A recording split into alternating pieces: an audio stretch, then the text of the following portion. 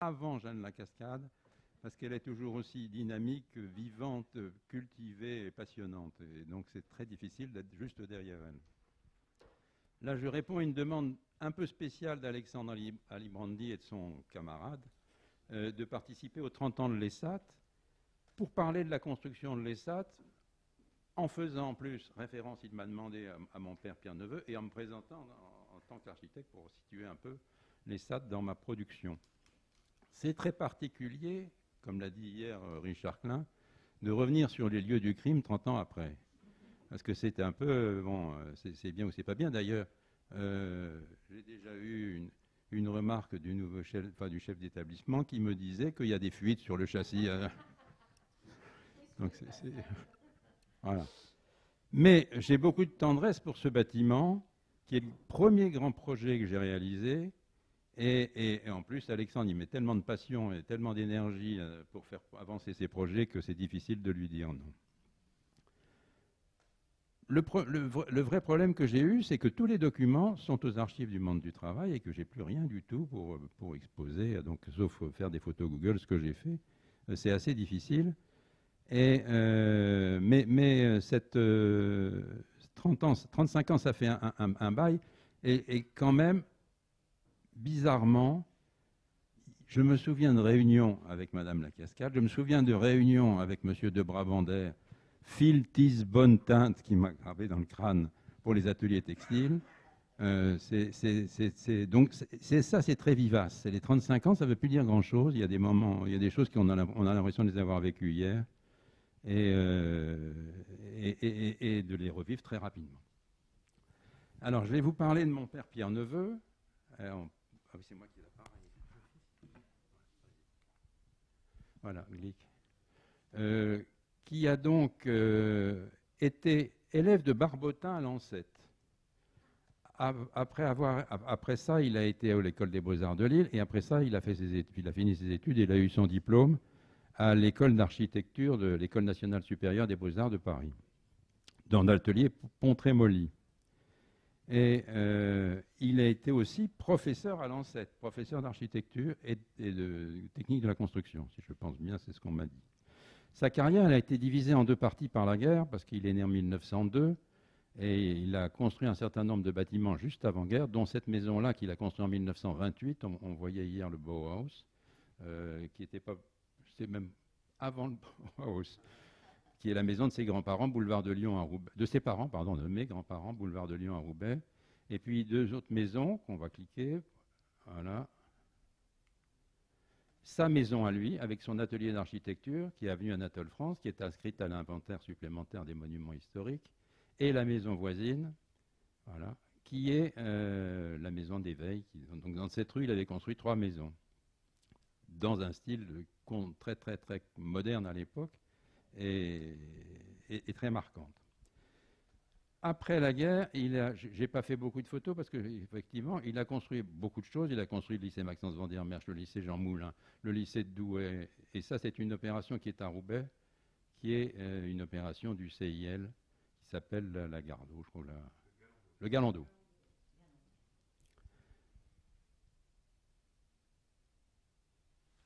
Je vais passer maintenant à moi. Il est décédé en 1972.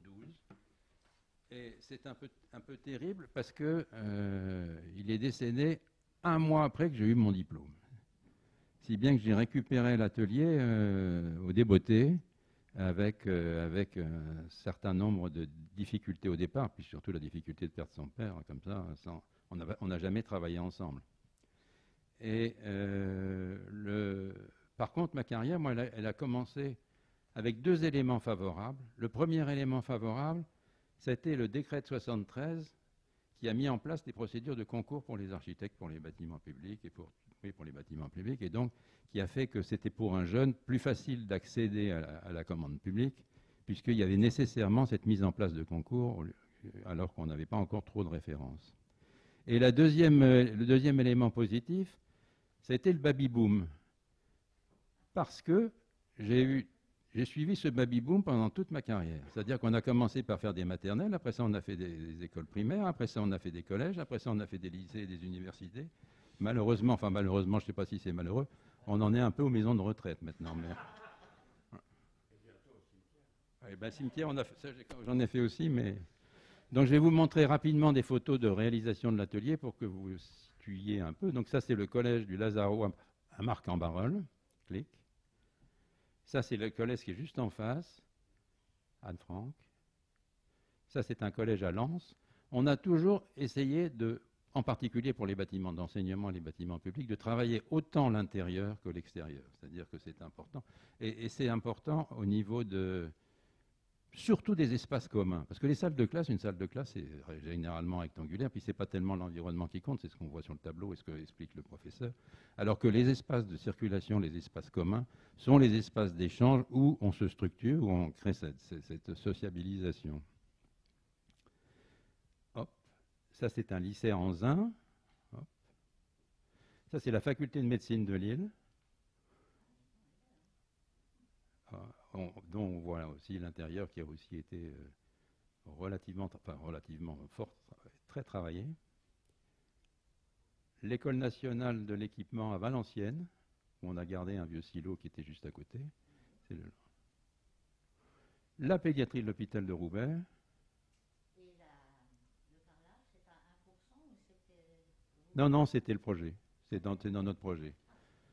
La logique du 1%, j'ai toujours eu beaucoup de mal, c'est terrifiant les 1%. Oh, c'est horrible, ouais. Généralement, on a... Il vous amène ça. Moi, j'ai vécu ça au collège Rimbaud.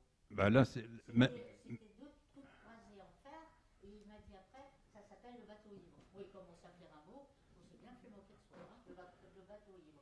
Donc ça a eu lieu quand même ou pas? Parce que moi, moi, les miens n'ont jamais été réalisés. Enfin, pas les miens, c'est qu'on travaille avec des artistes. Et les visions de la culture ne sont pas nécessairement les mêmes que celles qu'on peut avoir nous ou celles des usagers. Et ils sont terrifiants. Donc on a eu une peau d'orange déployée pour l'école de police. Ils ont dit on n'en veut pas. On avait un très joli phoque à l'université de Calais. Les gens ont dit mais attendez, on va nous appeler les phoques, ça ne va pas du tout, on n'en veut pas. Donc ça ne marche pas très bien les 1%. Après, ça c'est le siège de région. Donc, on a fait avec Luc de Lemazur et Francis Leviel. Voilà, ça c'est en dessous du tablier du siège de région, les jardins qui sont dans la partie droite.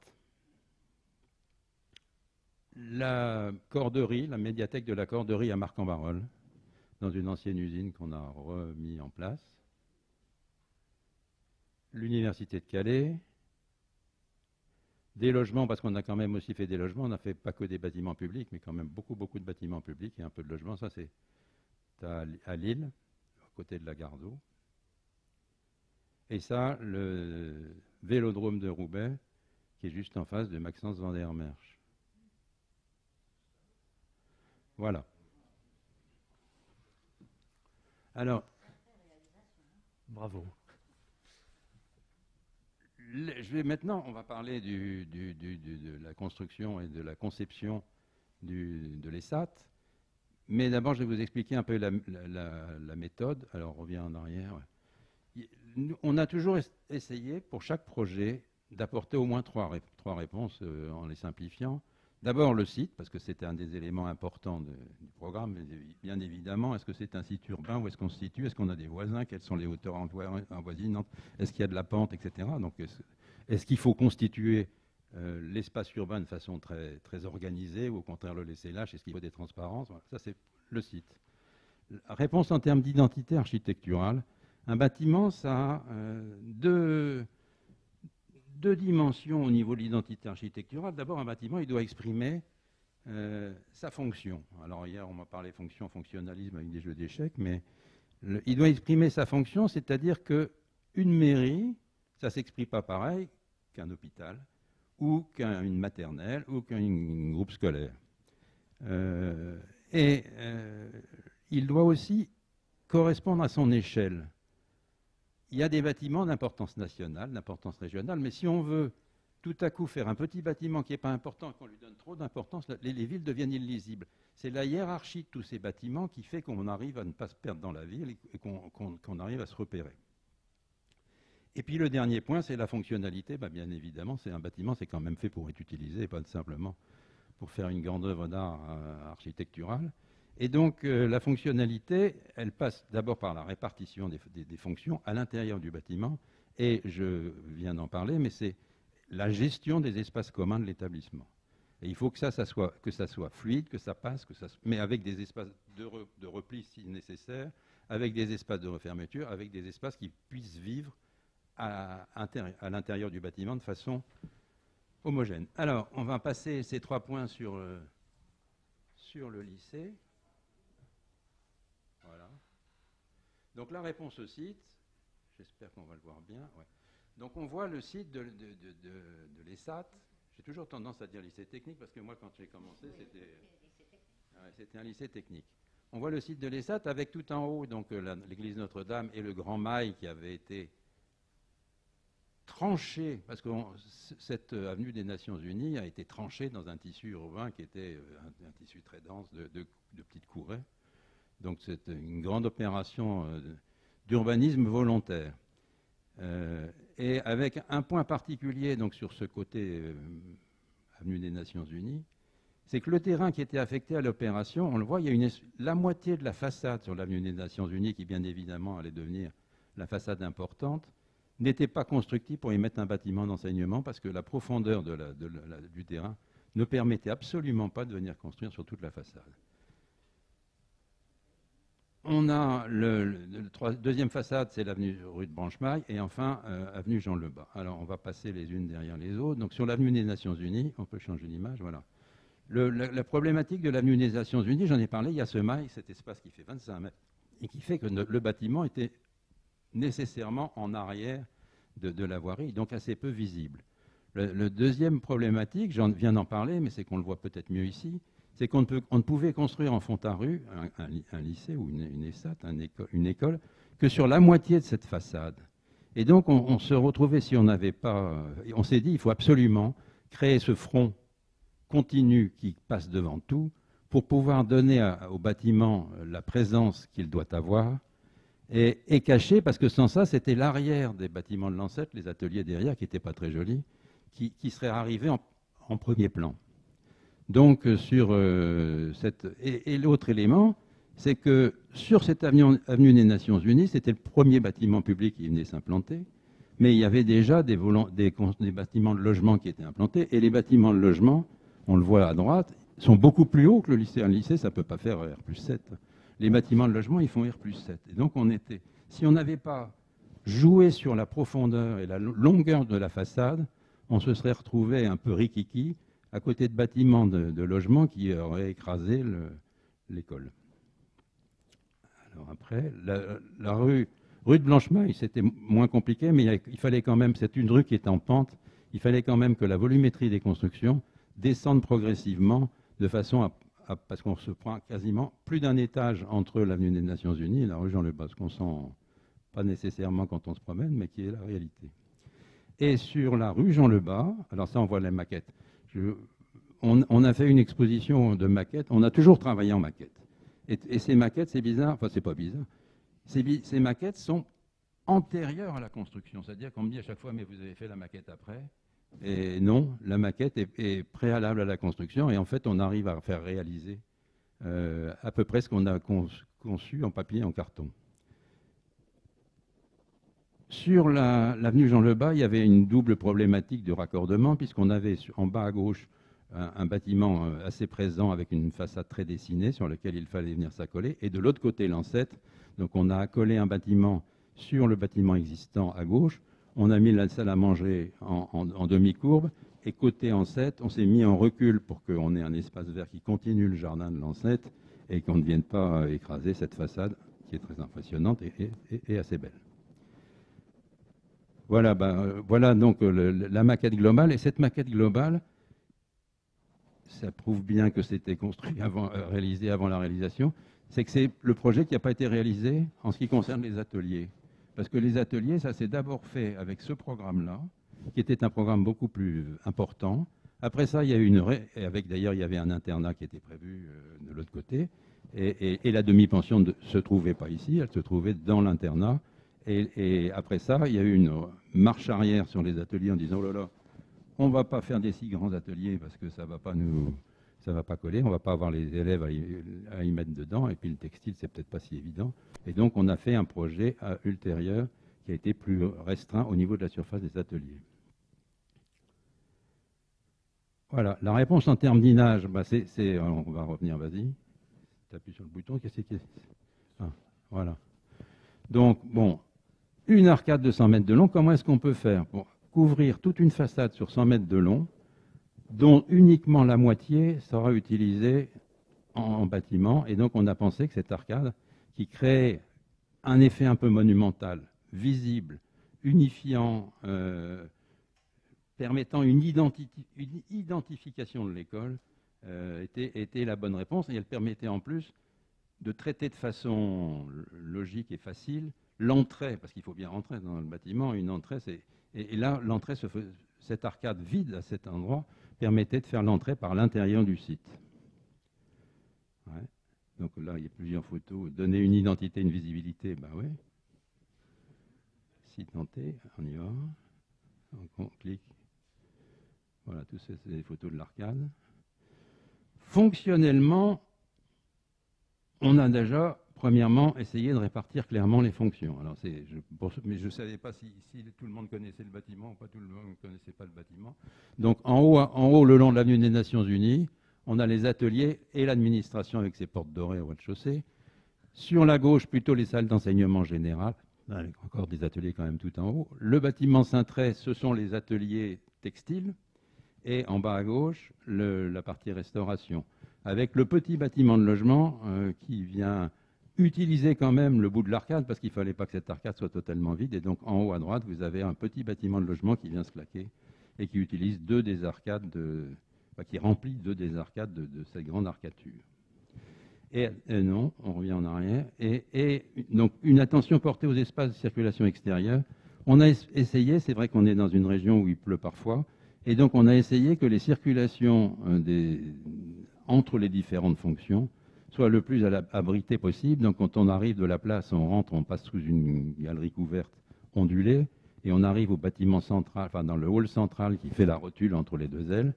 Et si on va du hall central à la restauration, on a une autre galerie qui nous couvre, et aux ateliers textiles, on a une autre galerie qui nous couvre. Et après ça, pour aller des ateliers textiles à la demi-pension, on a une passerelle couverte qui assure la liaison. Donc tous ces espaces sont raccordés de façon relativement confortable. On va passer maintenant. Donc ça, on est à l'intérieur. On a les deux entrées, puisqu'on a une entrée avec le concierge qui est à cheval au bout du bâtiment, une entrée vers l'administration, et par contre l'entrée des élèves qui prend l'arcade et qui va vers l'espace central. Clac. Voilà. Voilà la galerie ondulée avec une première petite entrée. Et puis quand on arrive, on a à l'intérieur tout s'organisé autour de ce hall central qui dessert les deux ailes, qui est traité sur deux étages, avec une mezzanine. On est dans la mezzanine. Et les couloirs. Alors, les couloirs, on a cherché à ce qu'ils soient effectivement dessinés. Madame Courtecuisse, avec laquelle on a travaillé, parce que quand même, on s'était dit, ça serait quand même un peu culotté qu'en tant qu'architecte, on arrive et puis qu'on impose aux professeurs d'art et de leur disant, ben voilà, c'est comme ça, vous avez tout. Donc effectivement, elle a défini un certain nombre de choses, dont les damiers de sol. Elle a défini des couleurs, mais alors c'est une intégriste. Donc, Chalna Cascade le rappelait, il y avait au moins 450, enfin, tu disais 350, mais 450 gammes de couleurs. Il y avait la plainte qui s'assortissait avec le mur, mais la plainte de l'autre côté, d'une autre. Le peintre, quand il a vu ça, il a dit, écoutez, terminé. Et donc, elle a dit, non, mais c'est ça, si on ne me fait pas tout ce que je veux, ça ne va pas. Donc, mais on a quand même gardé... et elle avait une logique qui était, à mon avis, très, très intelligente.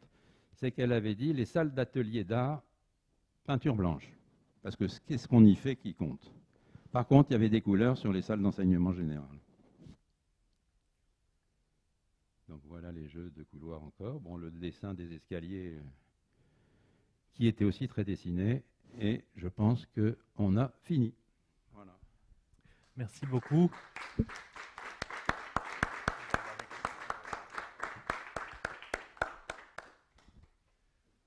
On va pouvoir avoir quelques échanges. Est-ce qu'il y a des questions?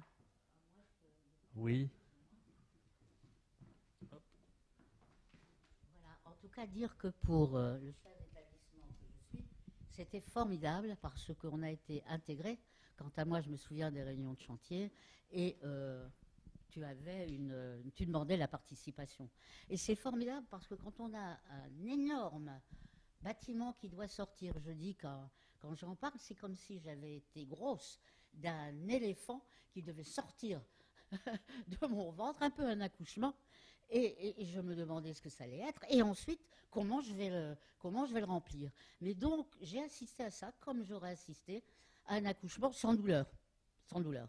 Mais tu nous as permis de suivre ça, et c'était passionnant, les réunions de chantier passionnantes.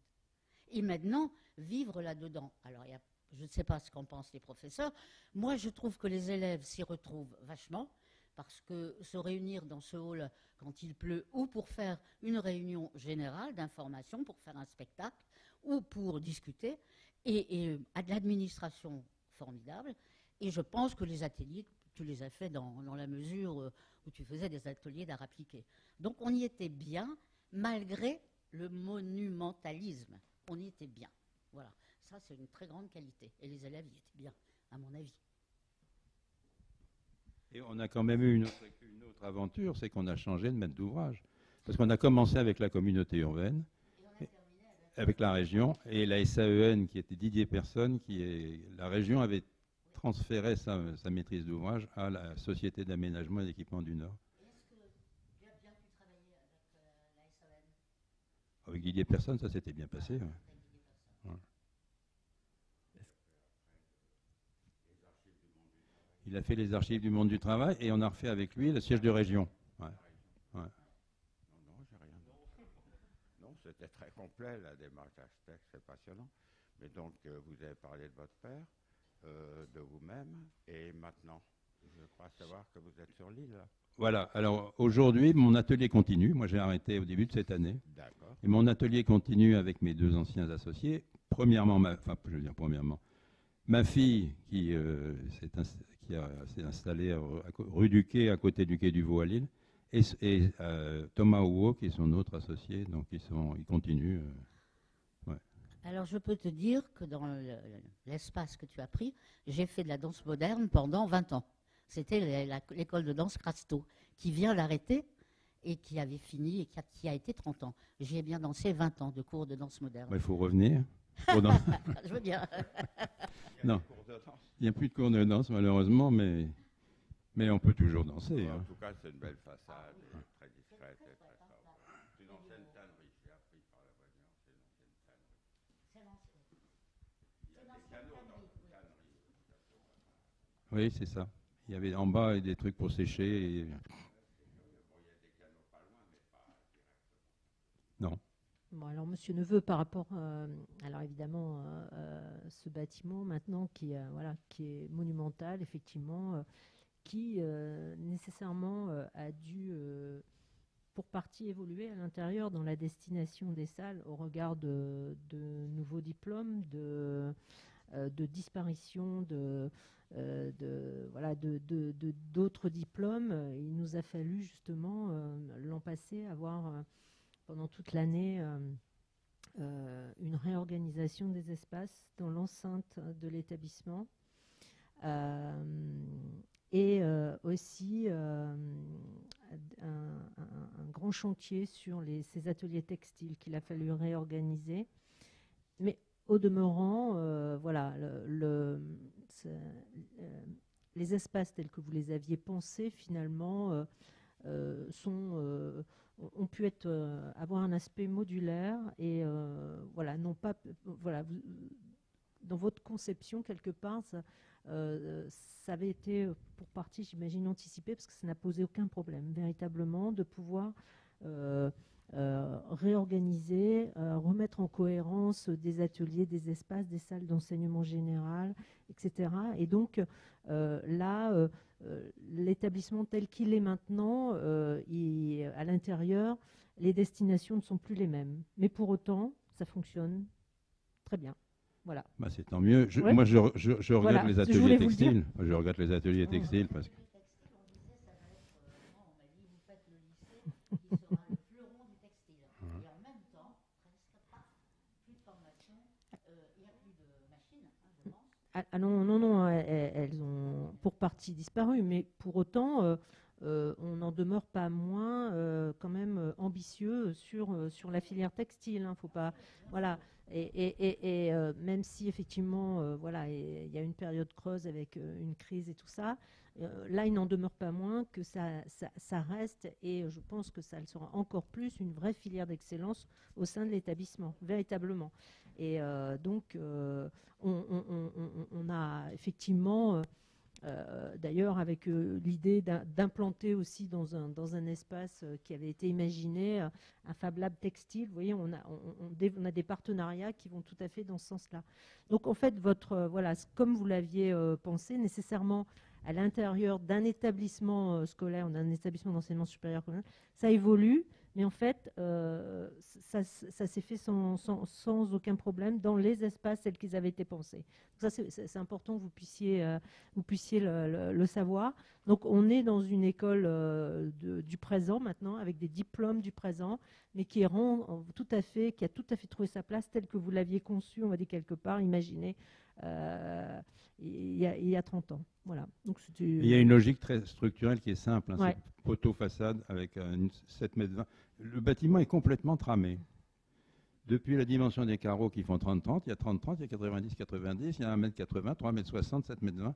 C'est tramé dans tous les sens. Et c'est d'ailleurs ce bâtiment, un des premiers qui avait été dessiné en 3D, en informatique. On s'était donné un mal de chien avec un programme qui n'existe plus aujourd'hui, mais malheureusement. Mais on pouvait couper n'importe quel morceau du bâtiment, n'importe quel endroit, et on avait la coupe avec l'épaisseur de la poutre. Quel était le programme alors dont vous Ça parlez? s'appelait STAR. C'était un Star. programme de Liège. Une autre programme question belge. ici, je crois. Tout autant un témoignage qu'une question. Gilles Neveu, il me regarde, il ne me regarde pas. Je vais me lever. Béatrice Auxan. Ah. Donc double témoignage, puisqu'effectivement j'ai travaillé chez Gilles Neveu. Ouais, tout à fait. Pas très longtemps, mais c'est suffisamment pour être imprégné de la manière de faire, et notamment le détail. J'ai dessiné brique après brique la station de métro Marbrerie, qui finalement ne s'est pas faite comme on l'avait dessiné, mais voilà, toutes les briques, tout était fait. Mais tu n'as pas cité la station République, qui est aussi un lieu très très important urbain. Par rapport à la ville de Lille. Donc voilà, premier témoignage. Deuxième, je suis avec ma collègue du Conseil d'architecture, d'urbanisme et de l'environnement, et nous avons sollicité de venir avec un groupe d'enseignants de collège et lycée à l'ESAT pour faire une première journée de thématique architecture et usages croisés. Puisqu'effectivement, voilà, je pense que on l'a déjà dit maintenant, il y a les tiers-lieux, il y a des usages croisés, etc. Et qu'est-ce que ça veut dire en termes d'espace qui accueille ce genre de choses? Et il y a eu en partie la réponse, puisque finalement, un bâtiment modulaire mais non contraignant permet toutes sortes finalement d'usages. Voilà, donc on viendra au mois de mai pour voir ça de près. Et voilà, donc merci Gilles. Et on fait aussi au CIE ce qu'on appelle des archi-conversations, donc on filme des architectes et on les fait causer. Et je pense qu'on va revenir vers toi, Gilles, si tu en es d'accord. Oui, merci Béatrice. Ouais, c'est l'idée qui va se préciser de toute façon, même s'ils n'ont pas pu venir aujourd'hui, puisque je ne les ai pas vus, c'est que les archives nationales du monde du travail qui ont reçu en dépôt vos archives constitueraient notamment au niveau de la salle des maquettes peut-être un espace opportunément adapté à peut-être cette interview, cet échange de rencontres que effectivement Béatrice évoque, ce qui nous permettra d'aller peut-être encore un peu plus loin dans la découverte de votre carrière et du résultat de votre travail.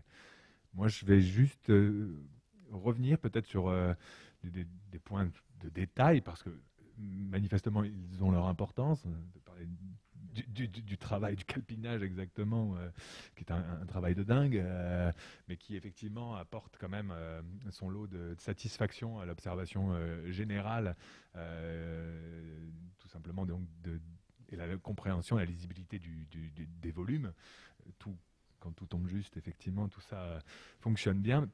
Ce souci du détail, il va aussi au-delà.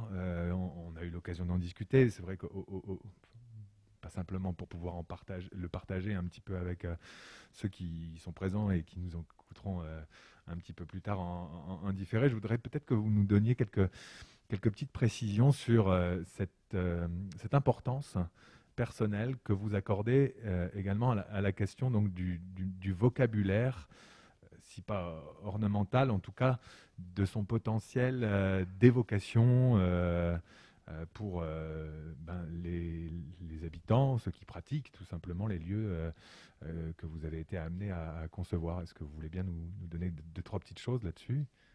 Je pense que le vide, c'est jamais bien. Mais donc, quand on laisse un espace qu'il n'est absolument pas défini, qu'il n'est pas décoré, oui, qu'il n'est pas structuré, qu'il n'est pas éventuellement coloré, ça ne donne pas une possibilité aux gens de se l'approprier. On pourrait penser que le vide, ils pourraient se l'approprier plus facilement, et non. Je pense qu'il vaut mieux rentrer dans quelque chose qui est un peu structuré, et donc le digérer, s'y opposer éventuellement, mais vivre avec, mais en tout cas laisser des couloirs, des grands couloirs blancs avec rien qui se passe. Je pense que c'est très dommage. Donc il y a une espèce une architecture un peu narrative qui essaye de raconter quelque chose et qui ne se limite pas à définir simplement les espaces, mais qui leur donne une âme. Voilà. Ça va ? Ça suffit comme réponse ?